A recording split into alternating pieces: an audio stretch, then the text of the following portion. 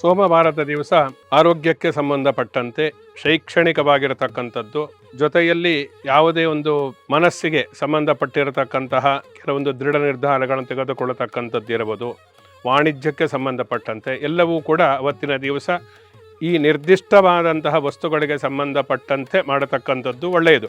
ಇದನ್ನು ಬಿಟ್ಟು ಏನು ಮಾಡಬಾರ್ದು ಅಂದರೆ ಇವೆಲ್ಲವೂ ಕೂಡ ಮಾಡಬೇಕು ಅನ್ನತಕ್ಕಂಥದ್ದು, ಮಾಡಬಾರದೇ ಇರತಕ್ಕಂಥದ್ದನ್ನು ನಾವು ಹೇಳಿರುವುದಿಲ್ಲ. ಅದನ್ನು ತಾವುಗಳೇ ತಿಳಿದುಕೊಂಡು ಆ ಮೂಲಕ ಅವತ್ತಿನ ದಿವಸ ಅದನ್ನು ನಾವು ಅವಾಯ್ಡ್ ಮಾಡತಕ್ಕಂಥದ್ದು ತುಂಬ ಒಳ್ಳೆಯದು.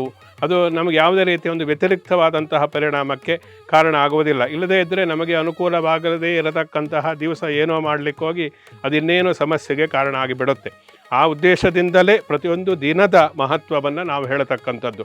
ಅದರಿಂದ ಇವೆಲ್ಲವನ್ನು ನಾವು ತಿಳಿದುಕೊಂಡು ಸೋಮವಾರದ ದಿವಸ ವಿಶೇಷವಾಗಿ ಗೌರಿಯನ್ನು ಪ್ರಾರ್ಥನೆಯನ್ನು ಮಾಡಿಕೊಂಡು ಪ್ರಾತಃ ಕಾಲದಲ್ಲಿ ಗೌರಿಯ ಶ್ಲೋಕವನ್ನು, ನಾನು ಆಗಲೇ ಹೇಳಿದಂತಹ ಗೌರಿಯ ಶ್ಲೋಕವನ್ನು ಪ್ರತಿನಿತ್ಯವೂ ಸೋಮವಾರದ ದಿವಸ ಹೇಳಿ ಈಶ್ವರನನ್ನು ವಿಶೇಷವಾಗಿ ಸೋಮವಾರ ದಿವಸ ಅರ್ಚನೆ ಇರ್ಬೋದು, ದರ್ಶನ ಇರ್ಬೋದು, ಅಭಿಷೇಕ ಇರಬಹುದು, ಹೀಗೆ ಸೋಮವಾರದ ದಿವಸ ಈಶ್ವರನ ಪೂಜೆಯನ್ನು ಮಾಡತಕ್ಕಂಥದ್ದನ್ನು ಮಾಡಿ ಆ ಮೂಲಕ ಆ ದಿವಸವನ್ನು ನಾವು ಪ್ರಾರಂಭವನ್ನು ಮಾಡಿದರೆ ಆ ಸೋಮವಾರ ಅನ್ನತಕ್ಕಂಥದ್ದು ನಮ್ಮ ವಿಶೇಷವಾದಂತಹ ಫಲಕಾರಿಯಾಗಿ ಆ ದಿವಸ ಸಂಪೂರ್ಣವಾಗಿ ಬೆಳಗಿನಿಂದ ರಾತ್ರಿವರೆಗೂ ಕೂಡ ಫಲಕಾರಿಯಾಗಿ ವರ್ತಿಸುತ್ತೆ ಅಂತ ಹೇಳಬಹುದು.